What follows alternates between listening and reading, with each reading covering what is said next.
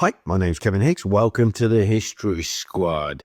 Now, what we've been doing is delving back into our back catalogue, if you like, looking at some of the criminal elements in our videos. So we hope you enjoy this compilation as we delve back into the dark times of history. Albert Hicks, a notorious pirate, highwayman, but an absolute ruthless killer. And he may just be an ancestor of mine, but we'll talk about that later on. Meanwhile, Albert William Hicks, born in 1820 in Rhode Island, United States of America.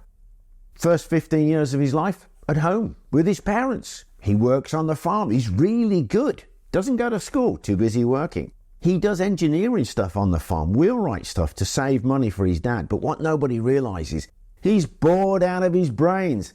He hates it. He wants to get about. He wants to have fun. So he does. He runs away.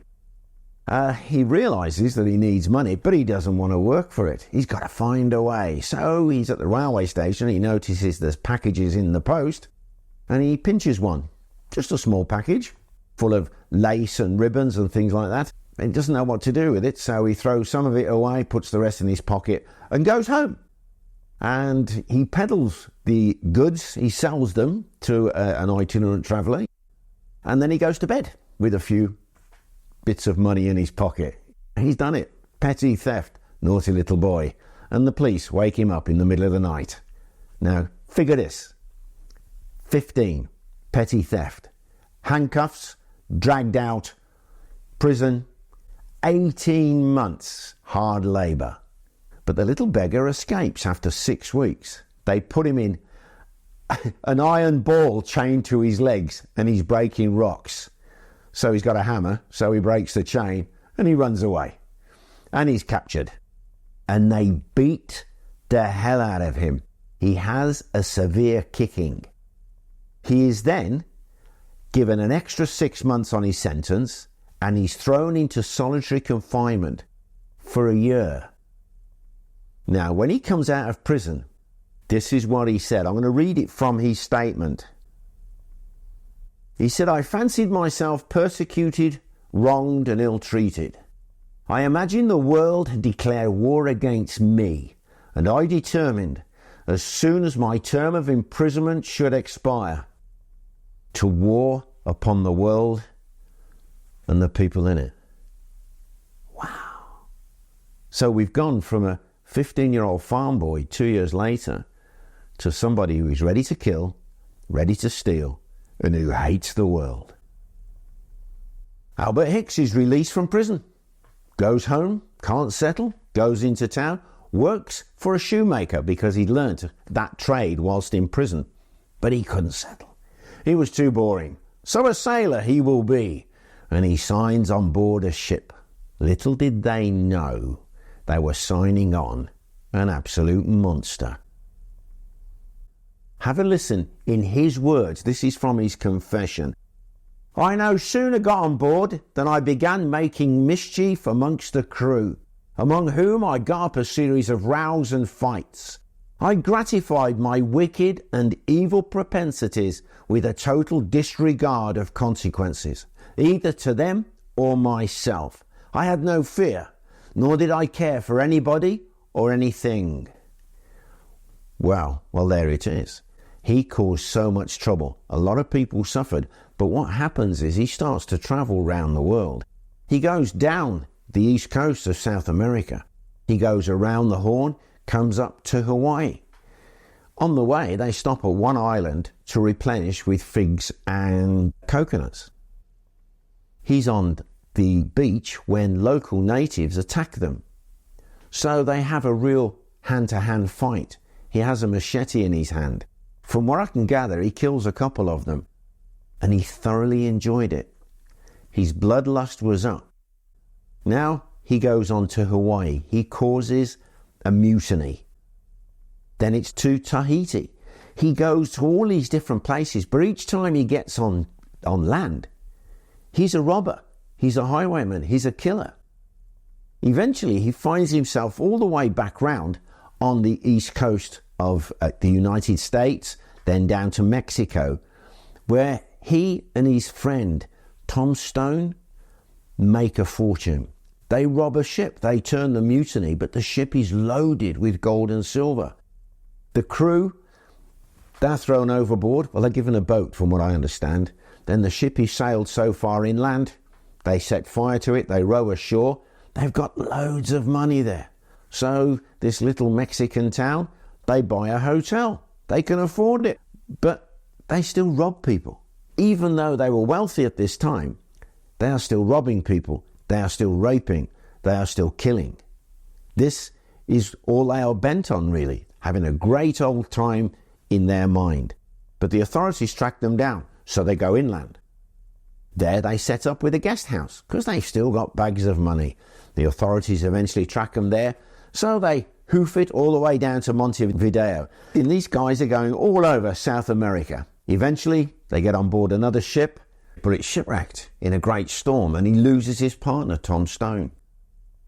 Actually, Albert is the only survivor, and he ends up in New Orleans, where he filters his way in to the French Quarter, and he goes about his old business. People start to fear this guy. They're terrified of him.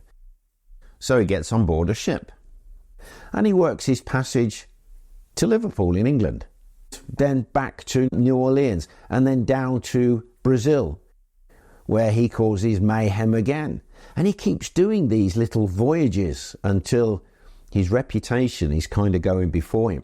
So he signs up on a ship called the Ann Mills, which is named after a notorious pirate from the 1700s. This ship is actually a pirate ship, and it operates in the Mediterranean. So now we've gone from the Atlantic, we've already been in the Pacific, we're now in the Mediterranean Sea, Italy, Spain, all these different areas, causing mayhem and murder. He eventually ends up back in Liverpool, where he signs on a ship bringing immigrants over to the United States. They stop in Ireland and across, and he has an eye for a pretty girl there. She will later on become his wife. But what happens next when he lands? He is still the killer. Now, I've seen the old film, Their Gangs of New York, about the 5 points and all of that.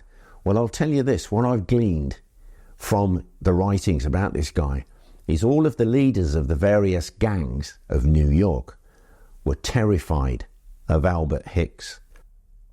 So Hicks is the pirate. Been living the quiet life, but he needs excitement. So he's moved his wife and son back to New York. He's looking for adventure, for a job, for a robbery, maybe even a murder. But now it cannot be too risky, but it must be profitable. So he signs on 16th of March 1860 on the sloop E.A. Johnson, captained by a Captain Burr. They're going to go for oysters as a cargo. And Hicksy signs on. The other two crew members, Smith and Oliver Watts, two young brothers, that's it complete.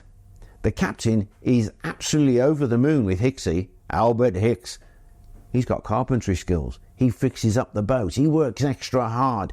And the captain, wow, it's great. Hicksy, being an experienced sailor, is second in command. Here's the mate. And eventually, off to sea they go. And then Hicksy puts his plan into action. It's all premeditated. Late one night on the deck, he asks Oliver Watts, I think he was the youngest one, "Can I take the wheel?" "Well, why do you want to do that?" He says, "It calms me of a night time." "Oh yeah, okay, have a go." Yeah, so he's there, Hicksy, and then he says, "What's that light yonder? Is that the lighthouse at such and such a place?" And this young chap, he says, no, we're not due there for a while." And he says, "Well, what's that there?" As he turns around, Hicksy, who's got an axe, hits him straight at the back of the head. Bang, he's down. Hicksy's on him and hits him again, right through the back of the skull. He leaves him for dead. But the Captain Bird, had heard the scream on deck. He comes running up. Just as he pokes his head out the hatch, Hicksy hits him in the neck with the axe. The blow either severs or almost severs the head. The body and head go tumbling down into the mess deck. Hicksy's about to go down when he hears something behind him. When he turns round, it's young Watts. arms outstretched, blood pouring over his face. He wasn't dead after all. Hicksy, for a moment, freezes. Then he hits him with the axe, again and again and again. He then goes down.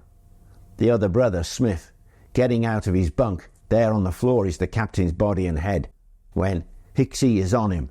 But there's a fight for life. Hicksy eventually hits him with an axe and makes sure he's dead.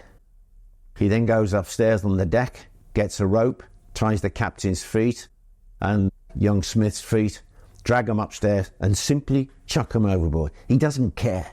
He has no compassion. He then gets the other lad, the first victim, just tumbles him over the side of the ship. But he then holds on. He's still not dead. So what does Hicksy do? He severs the fingers and thumb that are gripping into the rail, and the body drops into the sea to be finished off. Now, what Hicksy's plan is he's now got in charge of the ship. He's going to sail it back, and then he's going to either set it on fire or sink it once he's stolen everything worth anything on board the ship. As it so happens, apart from some clothing, a few bags and this, it's $150 worth of silver and gold. That's all he's made on the voyage. As he heads towards land, he's having trouble with the current, and he actually collides with another ship. The bowsprit, the front bit, and the foremast are brought down. Hicks is in trouble, so what he decides to do is burrow some holes through the deck planks. Then he'll get on board the little rowing boat and he'll leave the ship to sink. But he doesn't sink. He has it on his toes there across land. He needs to catch a ferry at one stage. He misses the ferry. He complains. The thing is, you can recognise the guy. Tight-fitting sailor jacket, his hat, and the stare of those crazy eyes of his. He goes to a pub. He goes to a guest house. He leaves a trail. And the E.A. Johnson is found. And what people find on deck is absolutely horrendous. Blood, brains, and then, on the edge of the rail, the fingers and thumb of that poor lad, Oliver. So now a hue and cry, the police are called down, there's detectives are involved, and they soon figure out, hang on, there's somebody not kind of accounted for here. So whoever was killed, that's 3 that we can make out, there's somebody missing. So they go back to where the E.A. Johnson was actually set sail. Oh yeah, there's this guy with the hat and the staring eyes, who'd given the name Johnson as it so happens.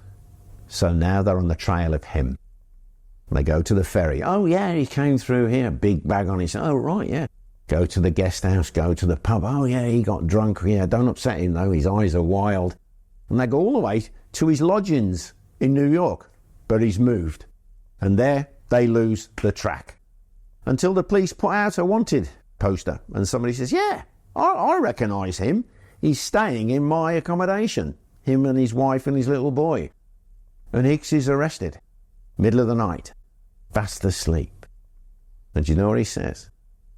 For the first time in my life, I was frightened, but I didn't show the police that. I stayed calm on the outside. So Hicks has been caught. He's put on trial and he denies the lot.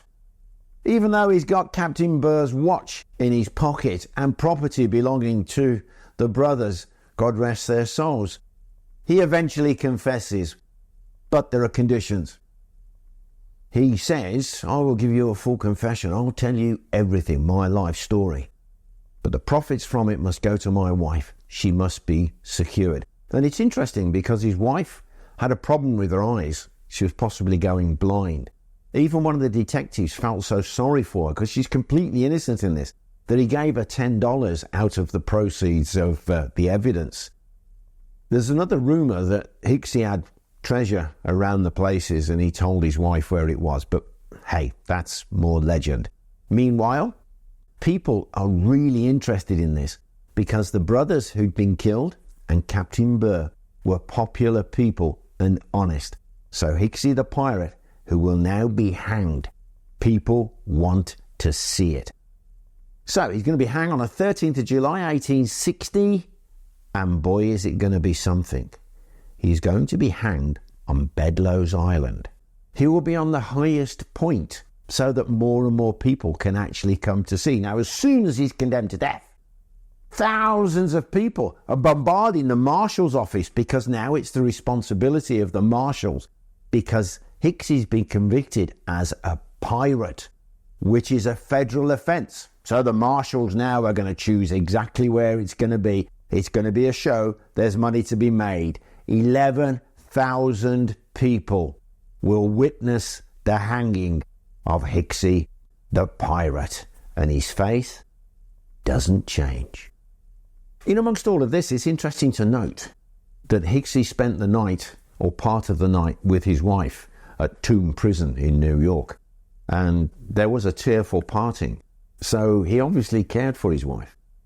When they leave Tomb Prison, the crowds around the wagons, and then people want to get on the boat that's going to take Hicksy to Bedloes Island, and they're paying extra money. There are so many people, and they're craning to have a look, but in the end, the marshals put him in the woman's salon, closed the door. When they arrive at Bedloes Island, Hicksy doesn't realise at first until he goes up onto the scaffold. Now, the scaffold itself wasn't new. It was an old affair from Tomb Prison. Worn, you could see where ropes had been through it many, many times. So Hicksy is up on the steps. As he turns round, there are hundreds of ships and boats of every shape and size. Hicksy stands there, his face doesn't change. People want to see him break, but he won't break. And there is the E.A. Johnson, freshly painted, front and centre. He can see it, there's a pennant.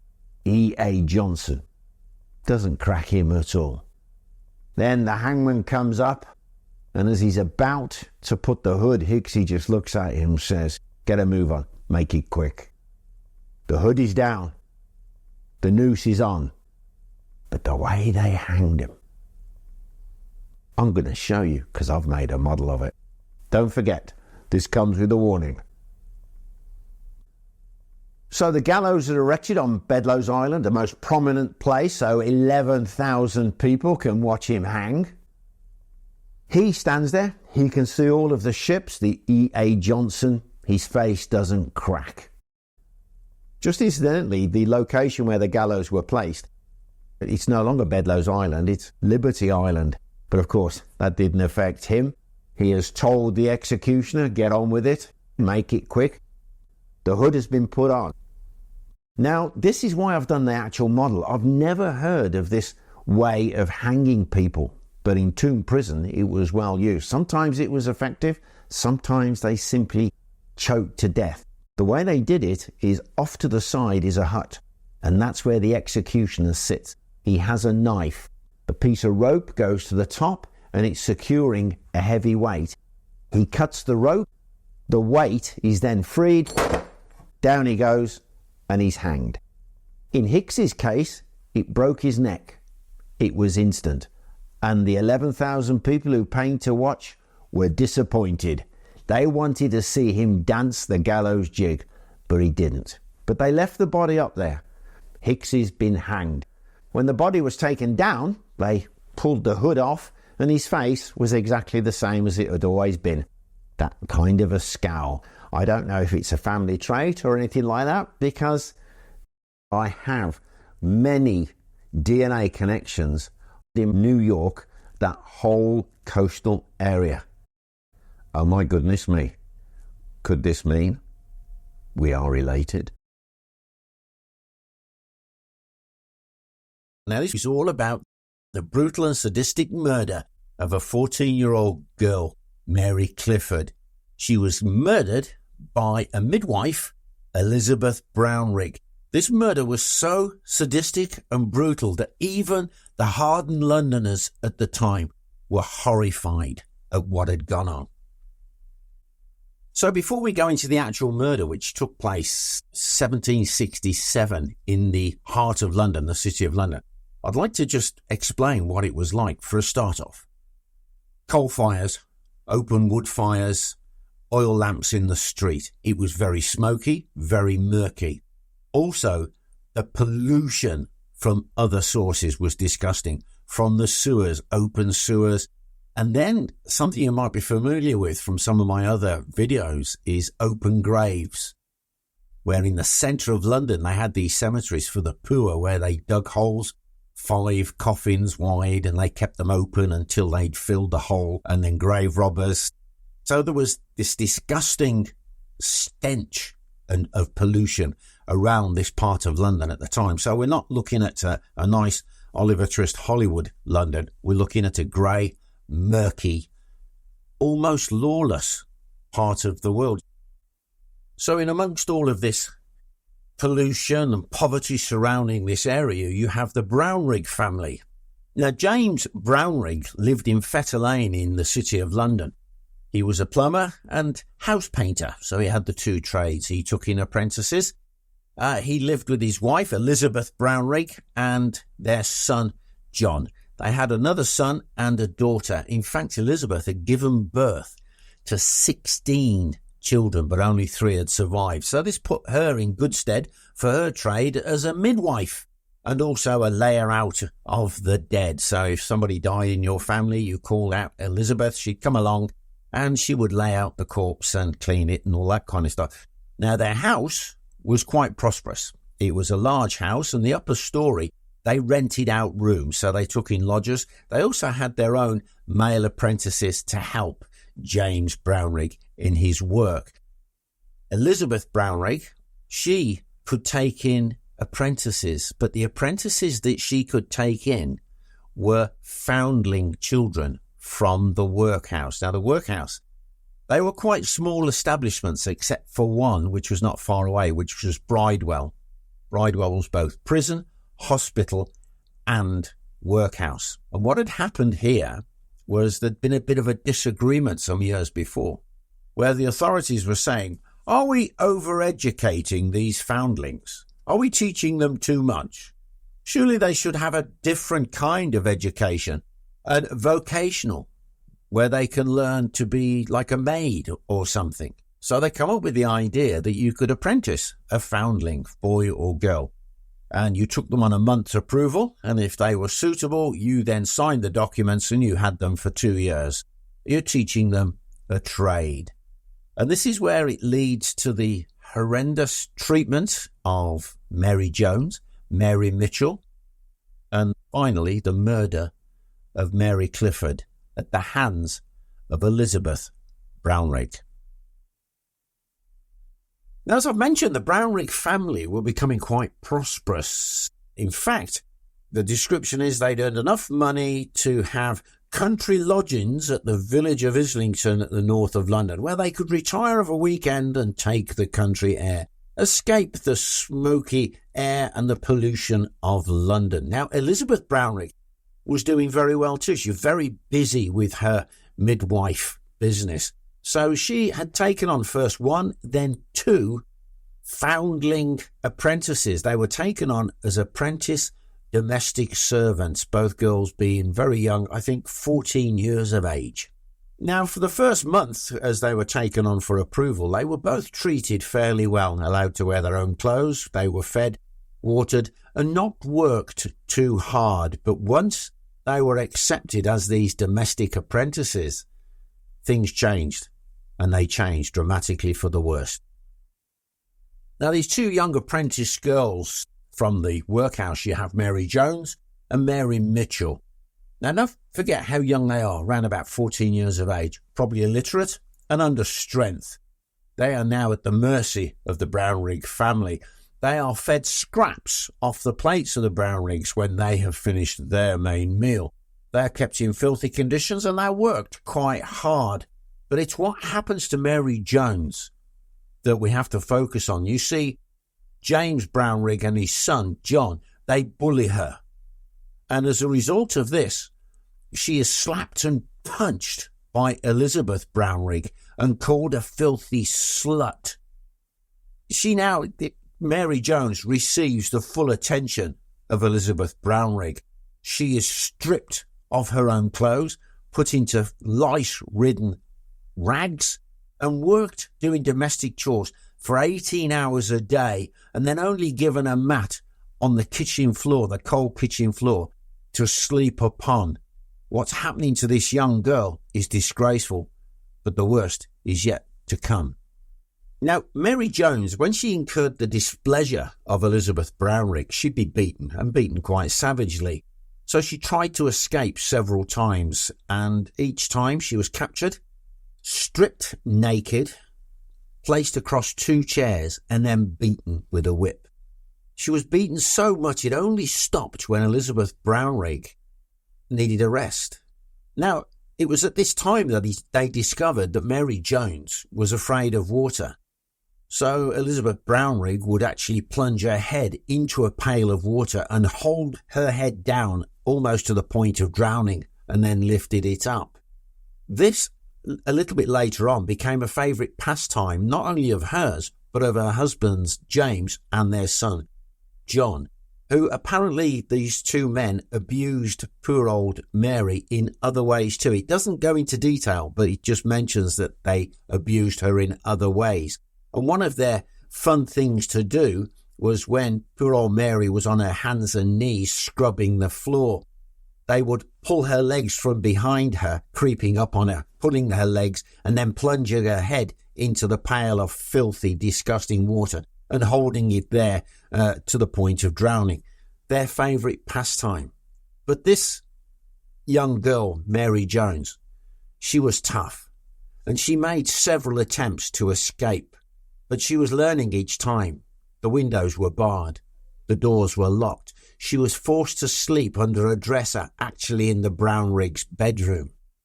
But very early one morning, she crept downstairs. She knew where they hung the key to the front door. She unlocked it and slipped out. The problem she had, she didn't know where she was. She'd only been from the Foundling Hospital to the Brownriggs' house once. She begged passer-by to help her, and a peddler took her to the Foundling Hospital, where she was examined by the surgeon. When Mary Jones was examined by the surgeon at the Foundling Hospital, she was found to be covered all over her body with cuts and bruises, and one of her eyes, she was blind. What had happened is her head had been jammed into a bucket. It had cut the eye, which had then been left untreated and had become infected, and she was now blind. The governors of the hospital were informed of her injuries and what had taken place. They then informed their solicitor, Mr. Plumtree, to write a letter. It was 24th of July 1765, demanding to know the cause of the injuries and threatening prosecution. But the Brownriggs simply ignored the letter. No further action was taken except to notify them that Mary Jones' apprenticeship had been terminated. Poor old Mary Mitchell now has been left in the Brownrigg household, where she suffered persistent cruelty, not just from Elizabeth Brownrigg, the mother, but also her husband James and her son John. But after about a year, she managed to escape. But of course, these girls didn't quite know where they were.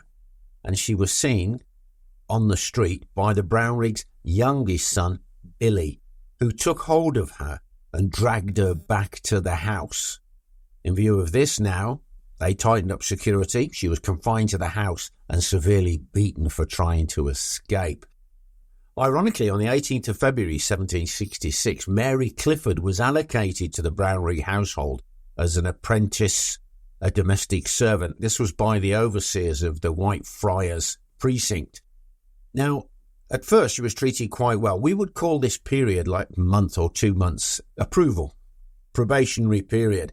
In those days, it was called upon liking. So after a month, if you liked her, you then signed her on as an apprentice. Now, at first, Mary was treated quite nicely. But as soon as she was accepted upon liking, then the insults rained down on her. She was beaten regularly, stripped naked of her clothes, starved, and then kept short of water. She began to wet the bed, basically. Now, I can understand that. The shock of what she's now going through must have been awful for the poor lass. So she was not allowed to sleep on a bed. She was forced to sleep in the coal hole, and it must have been terrible for her. But at one stage, She was so desperate for water that she broke a plank that covered the water butt, so I understand, to try and get a drink. For this, she was severely punished. The cruelty towards Mary Clifford increases, and it wasn't just the beatings. Elizabeth Brownrigg fastens a chain around the neck of young Mary, which is then fastened to the yard door. It's almost strangling her. She's got work to do in the yard, but they have to extend the chain so she could actually pull forward. It was literally almost strangling her.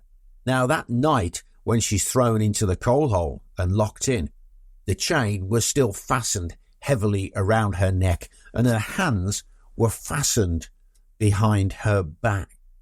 Now, both Marys at one stage were suspended by a rope from a water pipe that ran across the ceiling of the scullery, and they were beaten mercilessly. But Elizabeth, who was doing the beatings, was concerned that the water pipe they were fastened to might fracture, so she had her husband screw in a hook into a wooden beam that ran across the ceiling of the scullery, not too close to the walls. It was so the girls were suspended freely and just hanging by their own body weight so they could be beaten. Now, the son, the eldest son, John, he would actually take over the beatings of the girls from the mother when Elizabeth became exhausted. But there was another cruel streak in John. When he used to pick on Mary Clifford, he wanted a tester bed, which is quite a heavy half-sized bed, moved. And he got Mary Clifford to do it, but she was so malnourished, so weak, she couldn't move it. So he beat her, kicked her, pushed her, and abused her trying to move this bed. This just goes to show that both the husband, James, and the son were complicit in the torture of these poor girls. The cruelty inflicted on Mary Clifford continues, but you know that young lass managed to tell one of the lodgers what was happening to her. This lodger was a French lady, but Mary was so terrified that she made the lodger, this French lady, we don't know her name, promise that she would not say anything to Elizabeth Brownrigg. However, later there was a blazing row between the French woman and Elizabeth Brownrigg, and the French woman blurted out, "We know what you're doing to your servant girls." Well, in revenge, Elizabeth Brownrigg fetches a pair of scissors and she shouts, "I'll stop your tattling," and then pulls her tongue out and cuts it twice. Can you imagine the pain? Have you ever bitten your tongue, how painful it is, how sore? Now this poor lass has got 2 actual cuts into her tongue. And then it's followed up and he says, "You do that again, I'll cut your entire tongue out."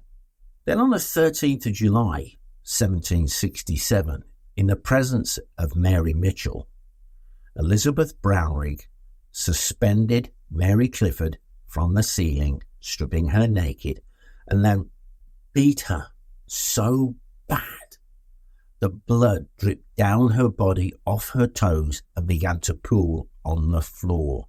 Mary Mitchell describes how she saw scabs from previous wounds being opened up. These beatings were repeated 5 times that day. The day before these terrible beatings of Mary Clifford, her stepmother is at Whitefriars making inquiries as to the whereabouts of her stepdaughter. She's directed to the Brownrigg's house and she speaks to James Brownrigg. "Where's my stepdaughter?" He denies all knowledge of the whereabouts of poor Mary. And then he becomes abusive when he's pressed, when he's questioned. So the stepmother, as she's leaving, is taken to one side by Mrs. Deaking, the next door neighbour. She's the wife of the baker there, who tells her, "Listen, we've heard groaning and screaming coming from next door. So what we'll do for you, both my husband and I, we will keep an eye out, an ear out, and if we spot anything, hear anything, we'll be in touch." So addresses were exchanged and away the stepmother goes. After the confrontation with Mary Clifford's stepmother, James Brownrigg makes his way to Hampstead and buys what was known as the Christmas pig. You buy it a few months before Christmas, fatten it up, it's slaughtered, that's for your Christmas feast. Now, what they used to do with these pigs, they would have a pig pen in the backyard. It would be totally enclosed, but the Brownriggs had taken the skylight off the top to allow the stench to escape. And it was the next door neighbours, the deacon's servant, who was William Clipson. He had seen a crumpled heap inside the pig pen. The alarm is raised, but the deacons asked the servant, can he crawl out onto the roof? Can he get a better look? And he does this, and he can see clearly there is a person. He throws some mortar, some bits of stone down, trying to see if the person would move. Eventually, piece hits the head of the girl. She turns her head painfully up and just groans. The alarm now truly is raised. Now, the neighbour of the Brownriggs, Mrs. Deakin, fetches Mary Clifford's stepmother, and together they go and see the overseers of the St Dunstan's parish. That's a Mr. Grundy, and they explain what's happening. So the three of them now go down to the Brownriggs' house. Along the way, they must have collected the servant boy from next door, because what happens now is brilliant, because James Brownrigg is belligerent. He's really angry. He's delaying. He goes in and he fetches out the wrong Mary Mitchell. But William Coulson, the young servant from next door, says, no, that's not the girl that was in the pig pen. She had short red hair. Immediately, a constable was called, and together with the constable, Mr. Grundy, they made a search of the Brownriggs' house, but they failed to find the girl. She was so well concealed. And even though James Brownrigg was so angry, Mr. Grundy took control of Mary Mitchell. She was removed from the scene. The overseers at the workhouse, they began to see the extent of her injuries. Now, when Mary began to remove her tattered leather bodice, she actually really did scream out. It was then they saw the seeping lacerations that were sticking to the inside of her bodice that were making her scream. They reassured Mary. They promised that she would not be returning to the Brownriggs' house. When she heard this, she relaxed a little bit, and she began to tell the overseers the extent of what had been going on at the Brownriggs' house.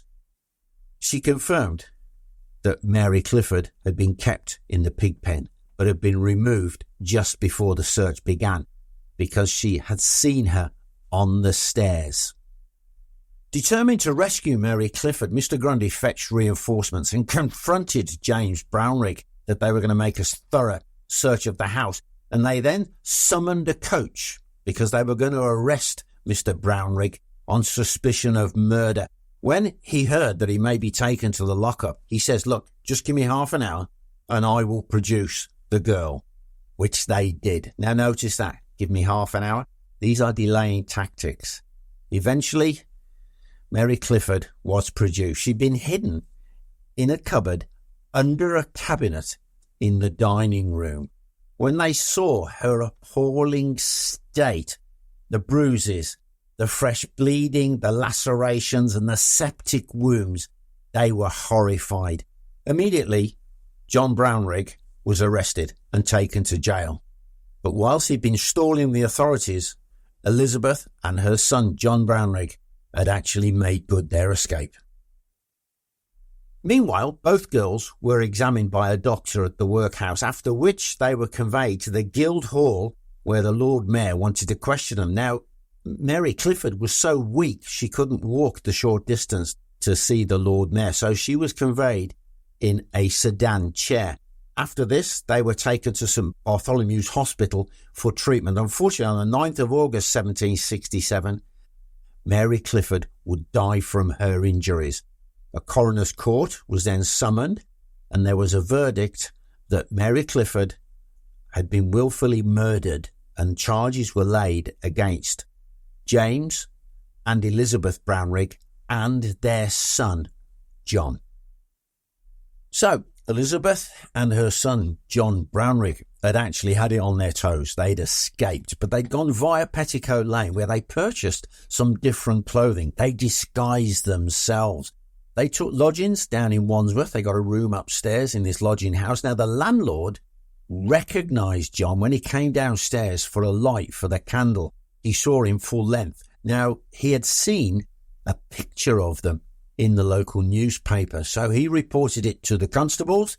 The constables come down, they go upstairs, and they make the arrest. Now, when they went into the room, Elizabeth was sat by the bed, and her son, John, was walking up and down in the room. She was well disguised, had a straw hat and all different kinds of stuff.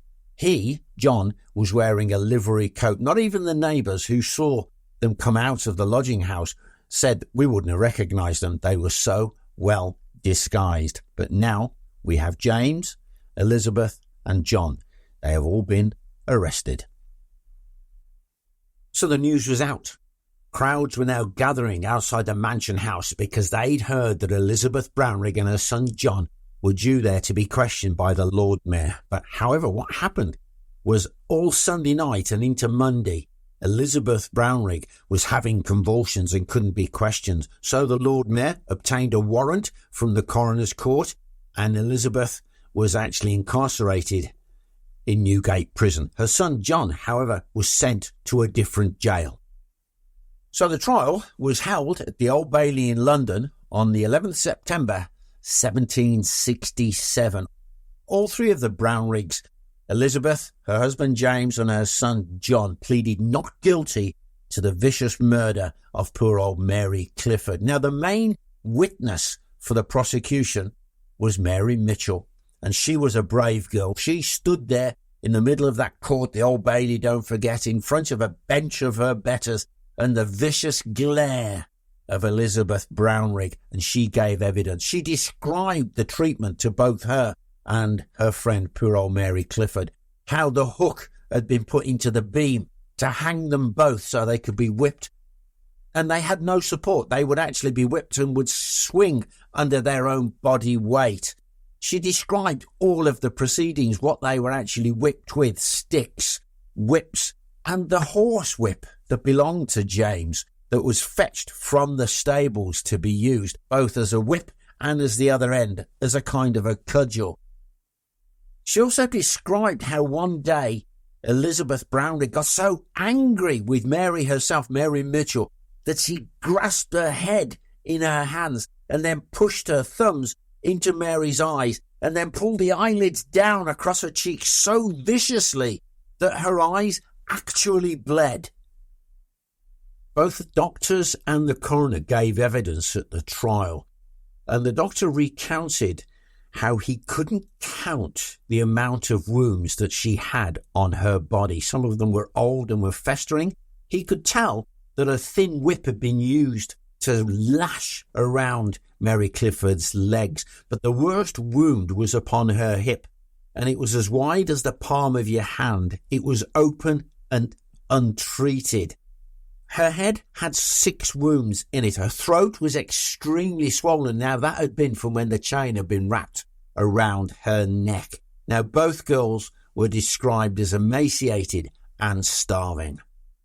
Amazingly, at the trial, many people came forward to give positive character references with regard to the Brownriggs, and they denied the charges all the way through the trial, and they gave alternative reasons as to why things happened. One of those was that poor old Mary Clifford volunteered to sleep in the coal hole because of her bedwetting habits. However, an extra witness was called. He was an apprentice to James Brownrigg. That's George Benham.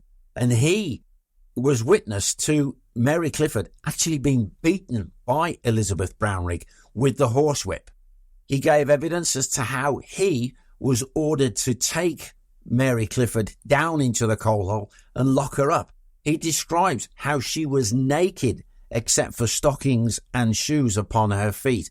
As he was about to lock her up, she turned to him and said, "Could you get me some of my old clothes to cover up?" And he said, "You know where they are?" And she said, "Yes." So he allowed her to nip out quickly. And she found an old bit of carpet and a bit of blanket, so she got somewhere to sleep on and somewhere to cover her body. Now, I'm going to go to the evidence that this young apprentice actually gave. I'm going to read it out. And it says, it really did make his heart ache to lock her up with this nakedness. And he was asked, "Did you see her back?" And he said, "No, I turned my head away and would not look at her." And they said, "Why did you do that?" He said, "I thought she'd have some cuts from the beating, and my heart really ached." After 11 hours of hearing all of the evidence, the jury deliberated for only 15 minutes, and they found Elizabeth Brownrigg guilty of willful murder. She will hang at Tyburn gallows. However, her husband, James Brownrigg, and their son, John, were acquitted. But they were remanded in custody, and they were found guilty of assaulting Mary Mitchell. And they were each given a custodial sentence. In other words, they were sent to prison for 6 months, and they were fined 1 shilling. I did read that this may have been because it was an all-male jury, and they reckoned as these 2 men were not present at the final beating of Mary Clifford, they were not guilty of the murder.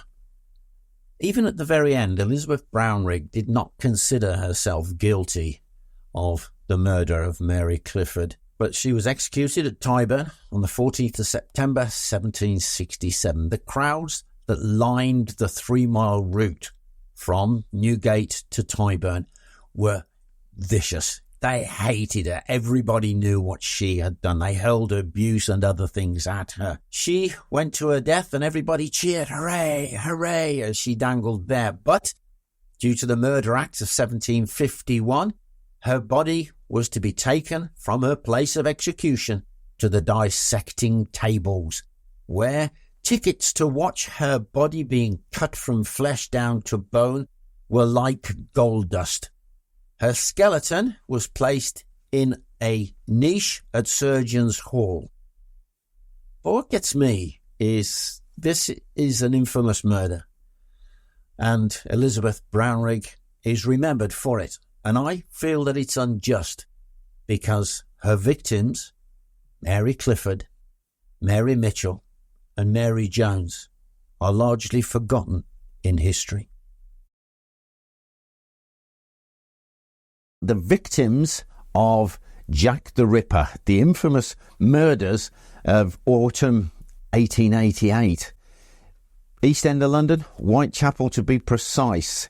And what this film is about the victims themselves. There is so much involved when it comes to the police matters and on all of the investigations around it. I'm not so much interested in that. It's the victims themselves. But before we go into it, bit of a disclaimer. It's about murders, isn't it? Broadly accepted by historians, there were 5 Ripper murders. There may have been more. I'm not going there. But when I describe the lives and deaths of these victims, bless them, it's a bit gory. So if you've got any children watching, either move them or warn them. So, poverty, East End of London. On the 1881 census, there was 1 million people living in the East End of London. Now, if you take the poverty side, that's 1/3 of the people who live there. So that's 1/3 of 1 million were living in poverty. And in 1888, in Whitechapel, just in half a square mile, 75,000 people crammed together. There were over 200 lodging houses housing 8,000 people in Whitechapel. Remember, it's a small area, this tiny little part. These lodging houses, I read how they had one room, had 600 beds. Now, these beds could vary. They could be single, they could be double. If it's a single, 4p a night, right? 4 pennies. If it was a double, 8 pennies. There were others where they didn't have beds as we would know them. They're basically coffins. And you didn't go in between them. They were shoulder to shoulder. This is absolute poverty. This is people who have not had a home, some of them ever. And they literally live from hand to mouth. So you got one family in Whitechapel at this time who were interviewed, questioned about what was their life like. They had visited a shop, now get your head around this, 75 times in a week. And I'm thinking, have I got that right, Seth? A family goes to the shop 75 times. Because people were so malnourished, they couldn't work a full day. You got guys who worked on the docks in London. They would go to work with nothing in their belly. And these are men who are going to have to really work as a stevedore, hauling all of that gear. So they would work for an hour or two, draw money so they could have something to eat. They couldn't work beyond 4 o'clock. They were exhausted. So the families, they would have money by the hour, I suppose. So the 75 visits to the shop was for a pinch of tea, a pinch of sugar, so they could have a cup of tea. Half a loaf of bread. When they got the money, they could eat.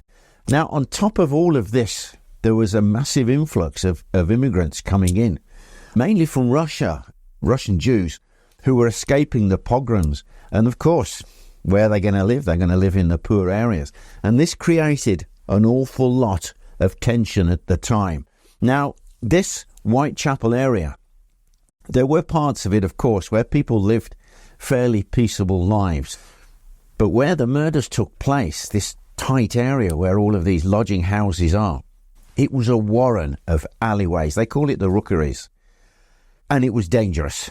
There were murders, there was violence, there was drunkenness. The streets were a dangerous place. But I've missed a little bit on the lodging houses. Oh, you could spend 4p on a bed, or you could have a tuppenny hang, where you simply sat on a bench, hung your arms over the rope, and you fell asleep. Even worse than that, a penny sit-up. You weren't allowed to sleep, but you could sit on a bench, not allowed to sleep. And then, of course, if you couldn't afford any of that, or you couldn't get to the workhouse, then the streets is where you will sleep. This goes to show you how these people were living day to day, not over a short period.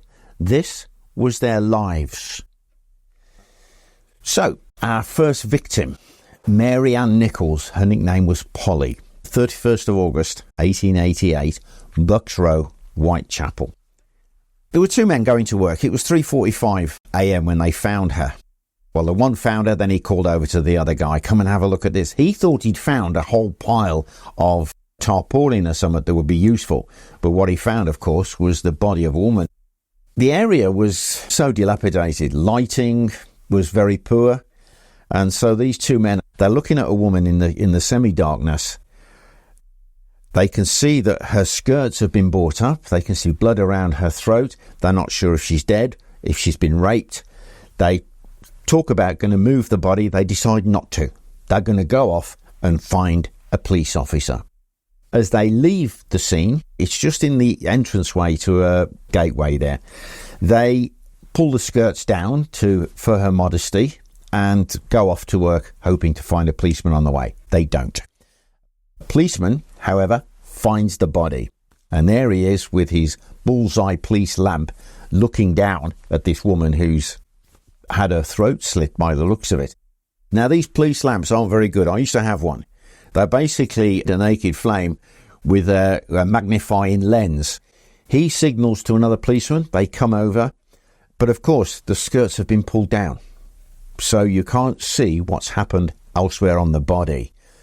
They immediately call Dr. Llewellyn, who has a surgery nearby. He comes over. He can see that she is dead and her throat has been slit. So, normal procedure. It's nothing like modern policing. The body is removed by ambulance. Don't be misled by ambulance. It's a stretcher on two bicycle wheels with a hood over it. And the body is taken. They don't have an official local mortuary. This is this run-down area, isn't it? Whitechapel. So the body is lodged in the yard of the local workhouse. The next morning, it will be stripped by two pauper inmates. Think about that, eh? Two pauper inmates. These poor men, one of whom I believe suffered from fits. The body is taken into the mortuary, put on the slab, and a policeman then supervises as they begin to cut away or remove the clothing and throw it into the corner. as they cut open part of the bodice, they then realise that there is damage there. So they stop. Dr. Llewellyn is summoned again. He comes and takes over. And what he finds is that this poor unfortunate woman has actually had her throat slit twice, from left to right. One of them has gone so deep it's almost severed the head. The body itself, from the pelvis right the way up to the stomach, has been sliced wide open, and the vagina has been stabbed. It's been so deep, the cut, that actually the intestines are bulging out.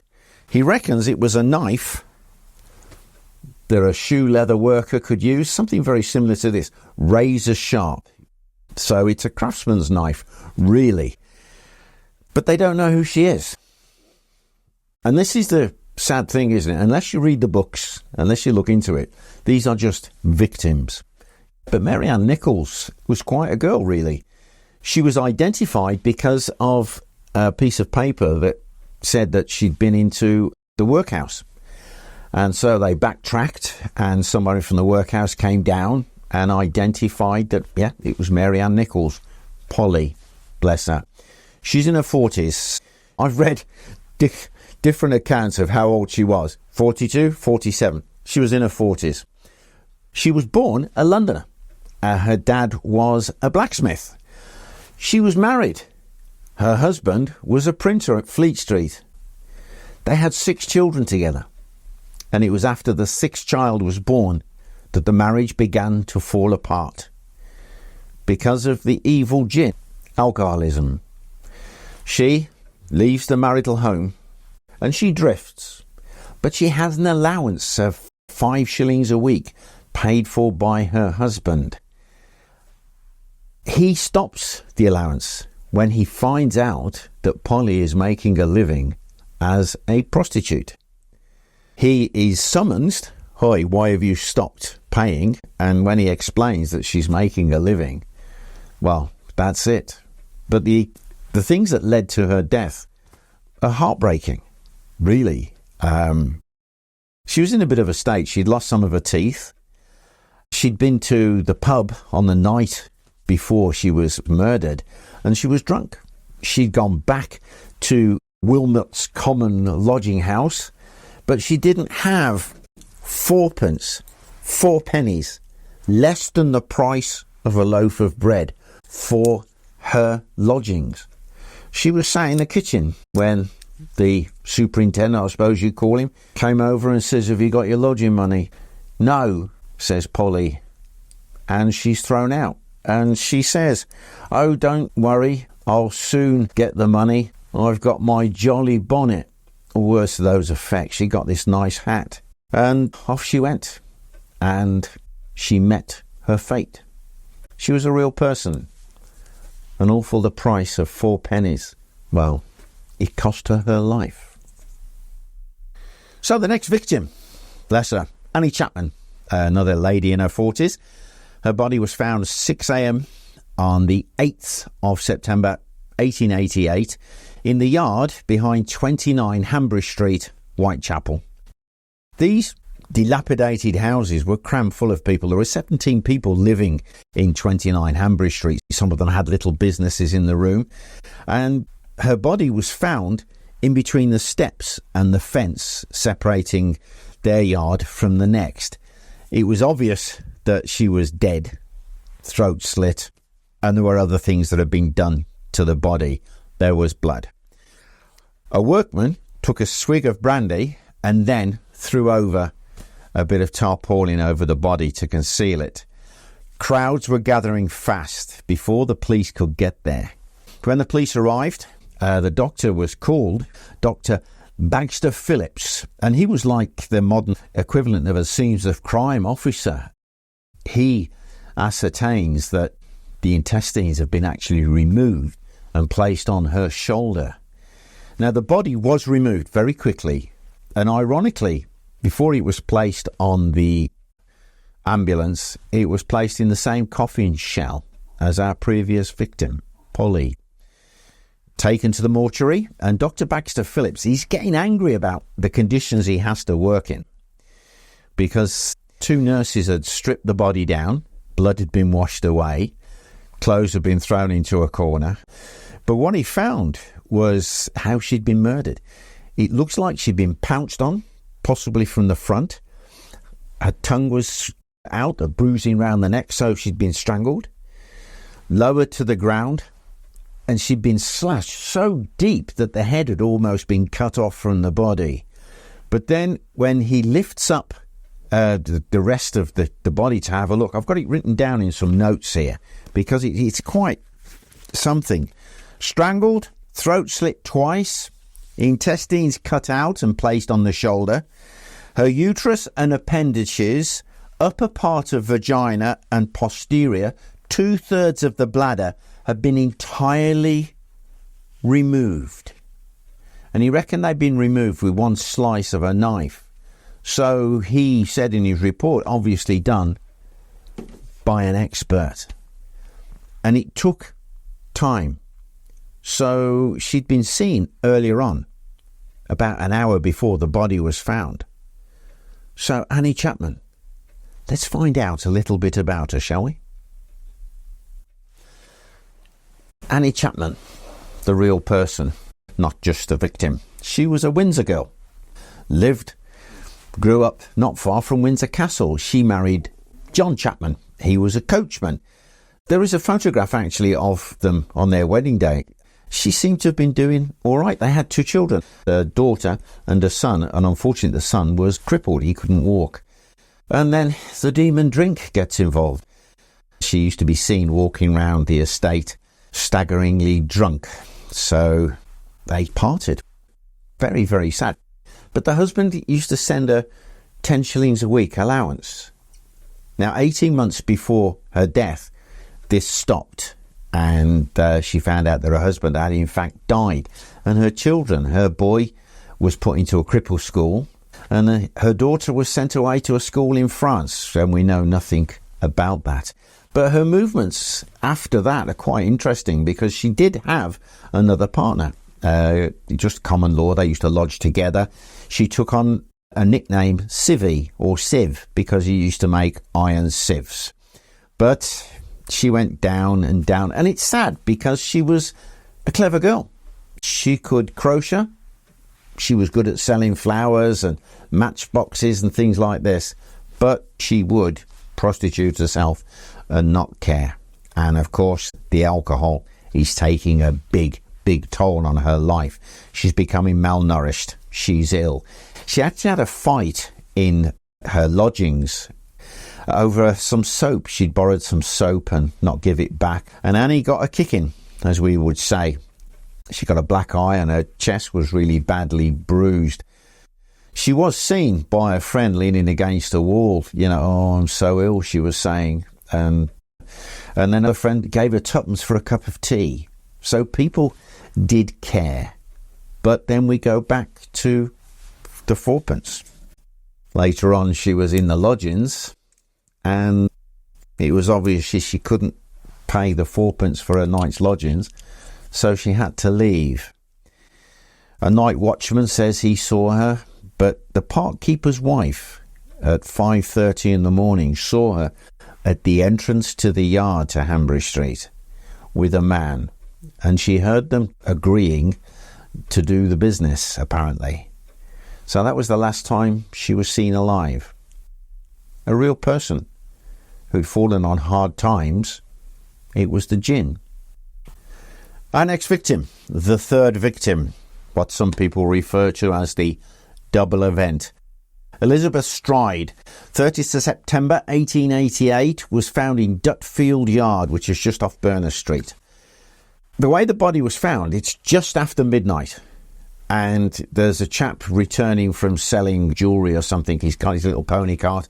And as he's going to turn left into the yard, his horse shies away. So he gets down and he thinks there's somebody sleeping rough. And what he finds, of course, is a body. Her throat had been slit.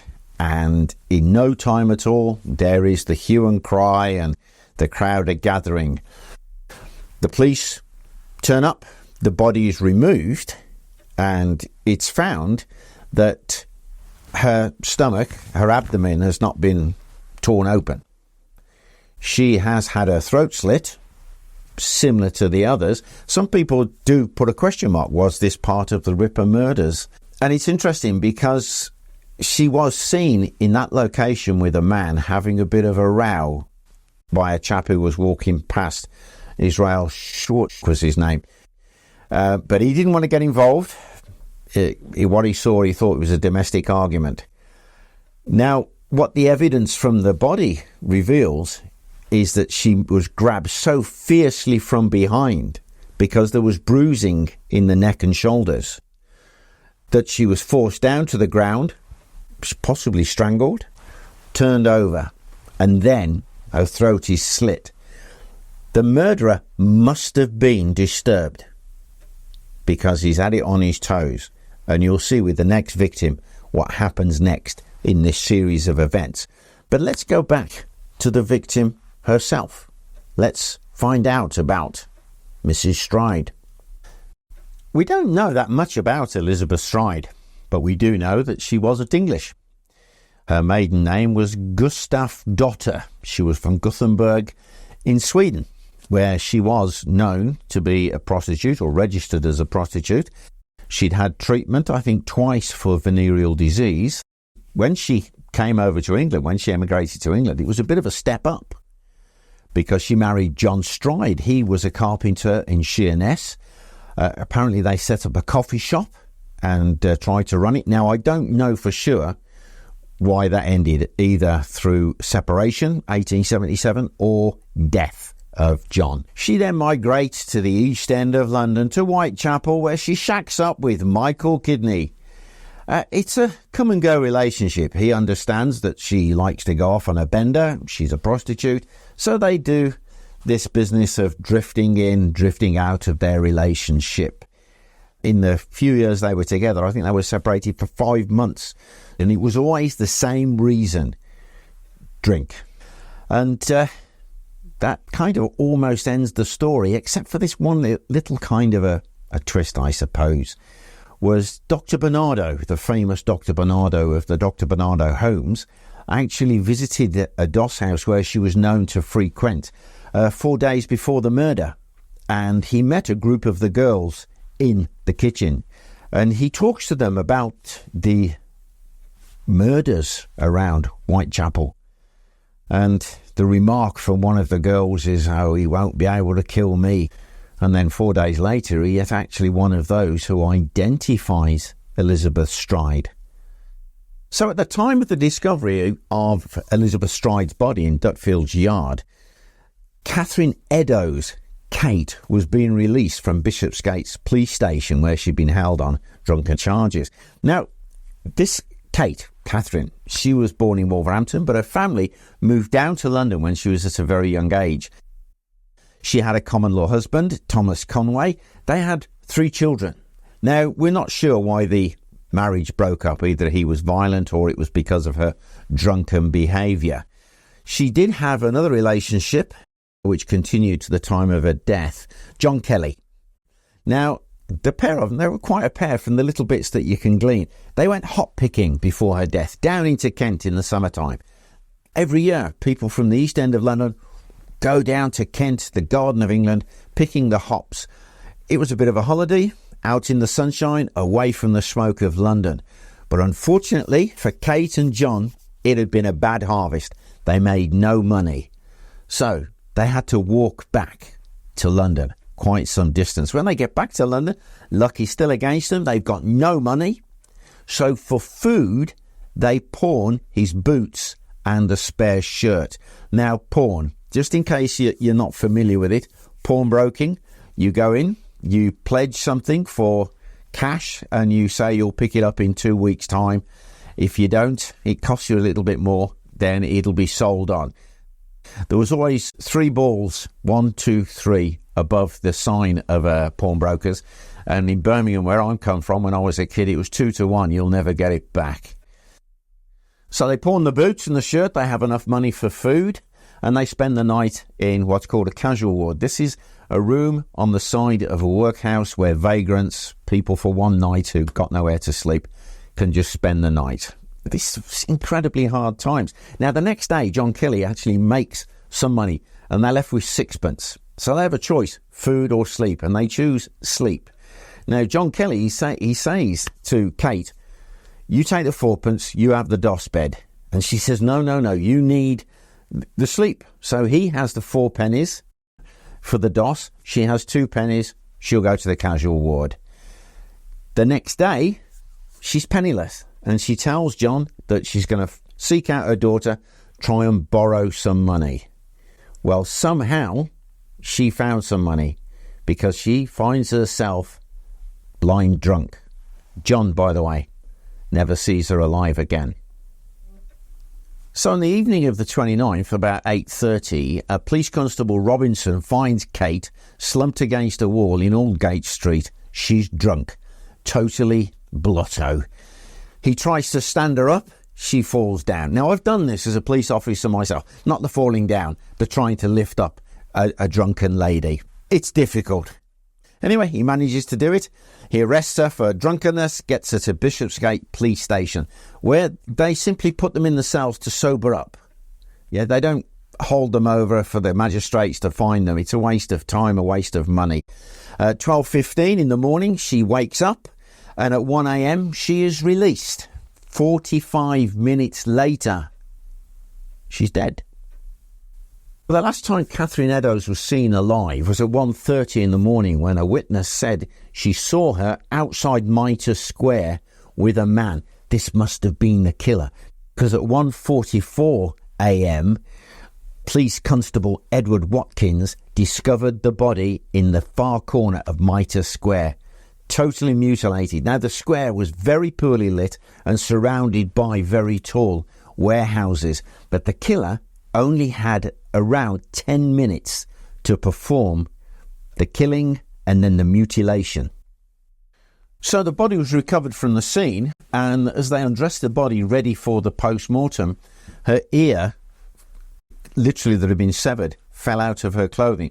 The extent of her injuries here are quite awful. I'm going to read them out to you. Her throat had been cut to the spine, same as the other girls, yeah? She'd been sliced open from her rectum all the way through to the breastbone and disemboweled. Her insides had been taken out. Her abdomen was laid open. Bits of intestine had been laid around her body. Her face had been delicately cut, been disfigured. Her lower eyelids had been cut and her ear had fallen off. Her uterus and left kidney were extracted and removed from the scene. My goodness me, it makes you wonder, doesn't it, what happened to them? But poor Catherine, she was dead. All for want of 4pence for a bed. So from what I understand, they may have almost caught the murderer, because they'd found where he'd washed his hands. So they found blood-stained water. But it was during the post-mortem of Catherine that they found that a piece of her apron, which must have been totally bloodstained, had been torn off. This was found quickly in Galston Street by a police officer who, with his bullnose torch, he noticed there was some anti-Semitic handwriting had been chalked on the wall right next to the apron. And this is the murderer actually taunting the police. This means they have a sample of his handwriting.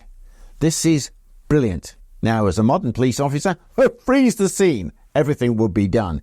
However, the Commissioner of the Metropolitan Police, Charles Warren, insisted that the anti-Semitic graffiti be washed away.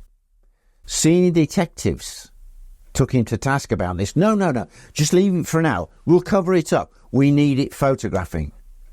But he actually overrode them and destroyed what's got to be a crucial piece of evidence. It's interesting to note that the name Jack the Ripper had not yet been coined. It wasn't until a letter was received by the Central News Agency taunting the police and signed Jack the Ripper, which was then picked up by the press. Before then, it was simply the Whitechapel murders. So, Jack the Ripper's final victim, the last of the Whitechapel murders, Mary Jane Kelly, murdered on 9th of November 1888. Now, Mary Jane Kelly, she's a bit of an anomaly, really. First of all, she was the youngest of the Ripper's victims. She was 25 years of age, possibly the prettiest too. Mary was born in Limerick in Ireland. We know that much. The family moved over to South Wales. Now, this is where it all gets a little bit, is it true, is it not? She says she married a collier, a coal miner, had children. He was killed in an explosion. She moves to London. But she did this at the age of around about 18, from what I can gather. She says that she lived in various big houses. She was taken to France to live with a gentleman, but she didn't like it, so she came back. There's nothing to verify any of this. It may have just been a story. Who knows? But she lived with Joseph Barnett, common law, I suppose, in 13 Miller Court. Now, Miller Court, all of the rooms, from what I can tell, were rented by prostitutes, and that's where they conducted their business. Now, Joseph and Mary had one heck of a bull and a cow, a row. It was violent. A window was smashed, but the row was over Mary wanting to bring another prostitute into the room so that they could operate and make more money.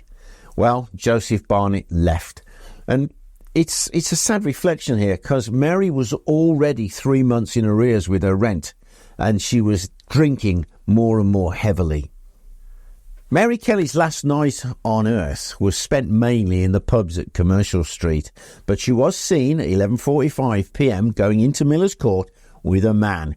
Mrs. Cox followed them in. She was a prostitute working from the same court. She describes the man as shabbily dressed, short, stocky build, wearing a billycock hat. Now, from what I understand, a billycock hat is some kind of bowler hat. Now, as the man slams the door, Mrs. Cox and Mary exchange good night, and Mary announces she's going to sing, and indeed she did, until 1 a.m. when Mrs. Cox comes back out of her room. She can hear Mary singing, but when Mrs. Cox returns to Miller Court at 3:10 in the morning, the lights are out at number 13 and all is quiet. But a strange thing here, the lady who lives above number 13 was woken by her cat between 3:30 and 4 o'clock in the morning. She heard someone cry out, "Oh, help, murder," or words to that effect. But she thought nothing of it.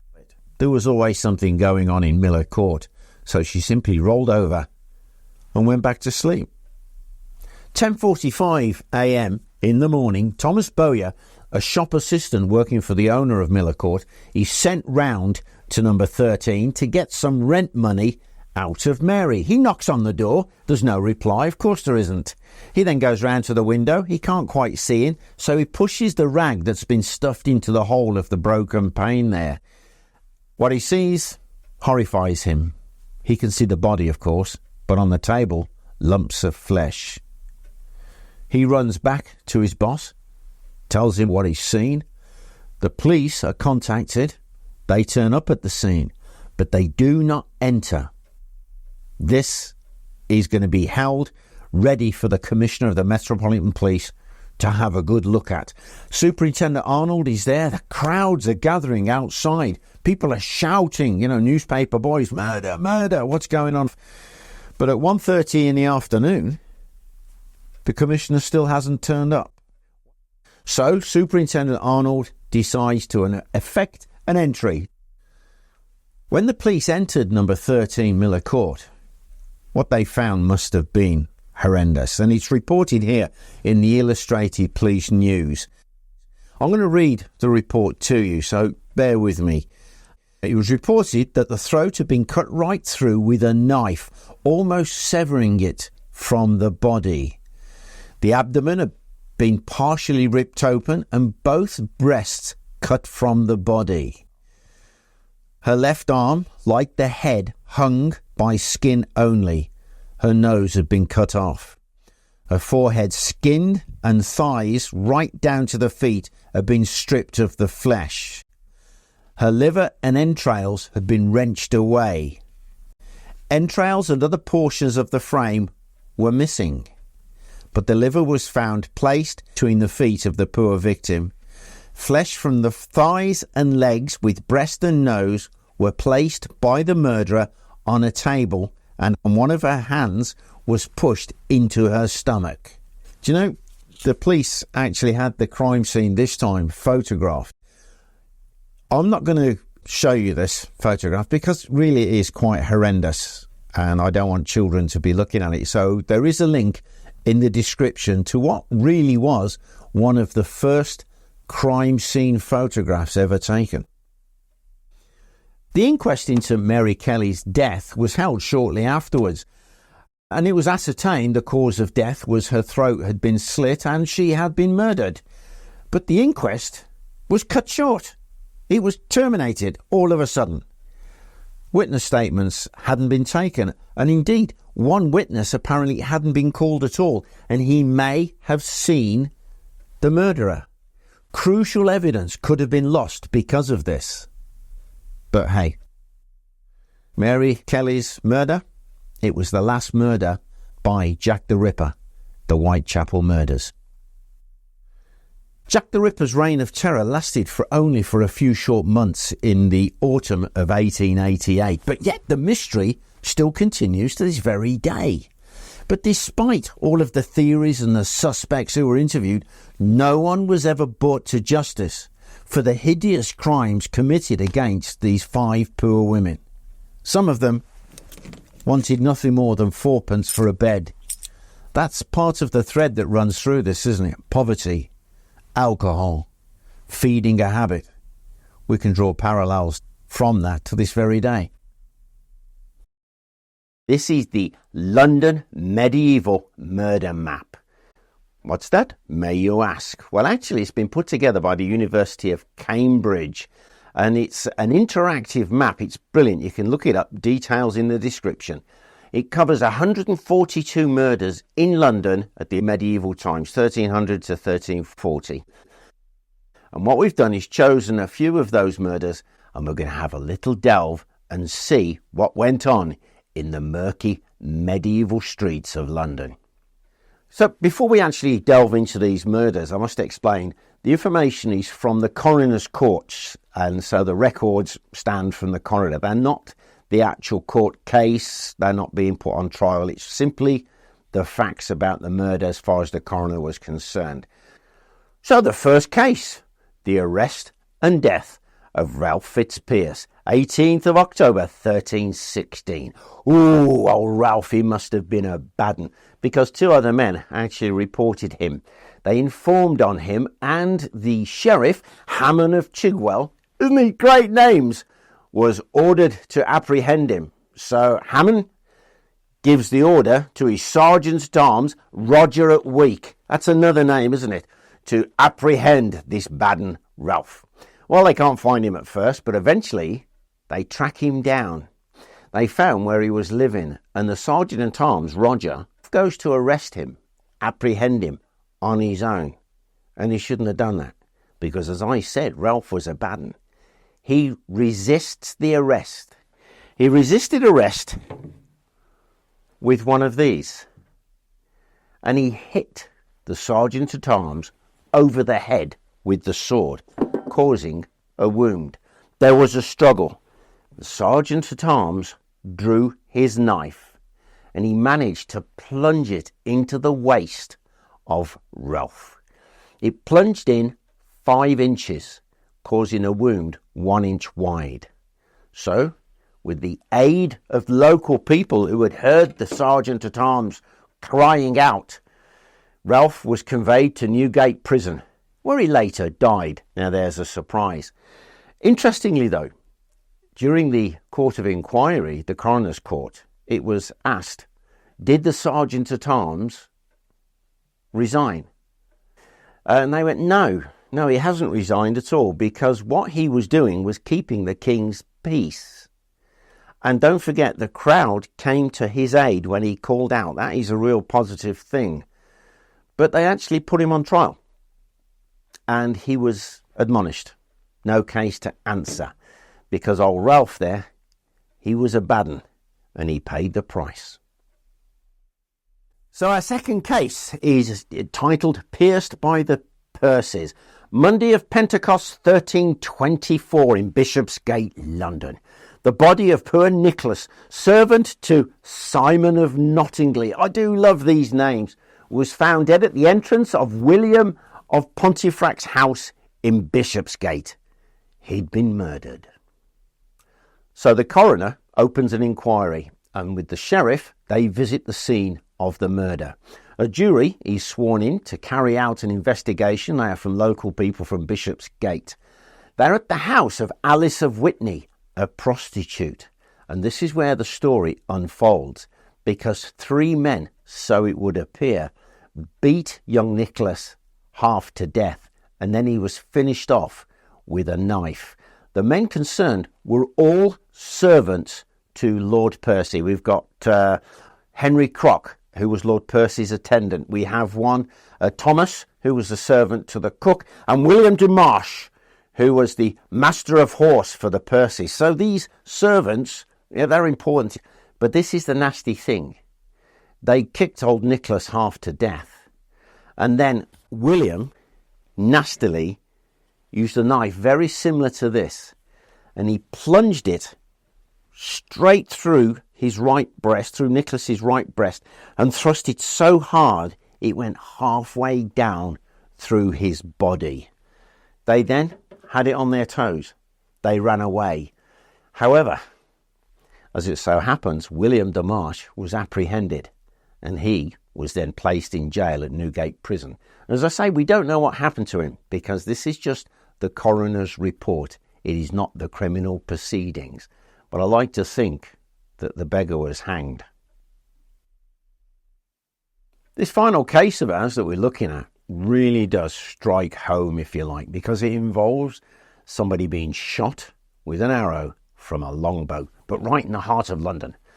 It was Aldergate, 11th of June, 1326. Simon de Formerie had been shot near the belly button with an arrow, causing multiple wounds from which he died. He was found dead in the house that he rented. And a little thing that I find interesting here, in the coroner's report, he said he was shot with an arrow that caused multiple wounds. So was he shot with one arrow or more than one arrow? If he was shot with more than one, it had been a great grouping.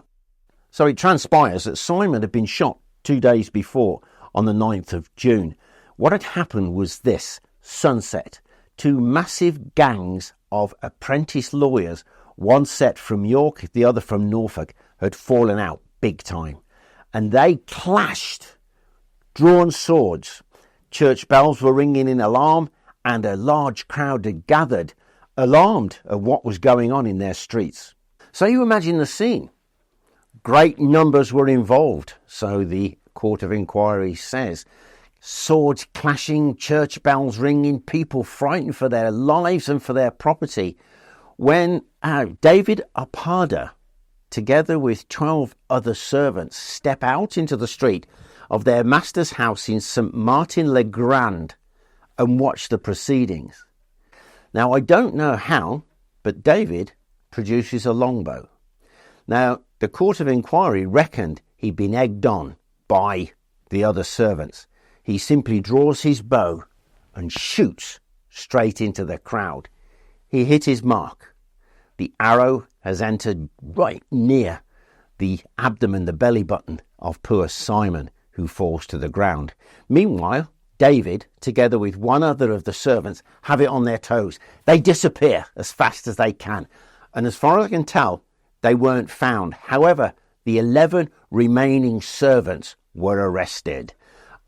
I love this, but I want to know, what happened? Did they ever find David? Was he ever brought to justice? But I only have the murder map of medieval London to go on the coroner's inquiries. You know, when I look at these medieval murders and then I compare it to today, I don't think much has changed really. When you have a look at the map, you will see that the dominant form of murder was actually stabbings. So in the later part of the medieval period, 1300 to 1340, more people were stabbed in London than in any other form of killing. And that's the same as today in London.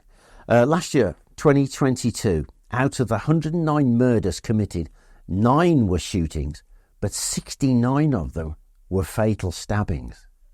And I was watching about a trial in the United States, a savage killing, and the judge actually referred to it as being medieval in what this person had done. Well, I don't think we've advanced when it comes to killing. We are still just as brutal, as merciless, as murderous as we've ever been. Well, I hope you enjoyed that combination of those dark stories from history. Well, if you did, like, share, and subscribe. And if you'd like to support the channel further, why not have a look at joining our Patreon community? The link is in the description. Now, before I finish, I'd like to give a shout out to some of my Patreon members. And as ever, I've got their names written down. Here we go. Ashley Chadwick, Jeffrey Lance, and Bonnie Rodriguez. Hey guys, thanks a million. Bye for now.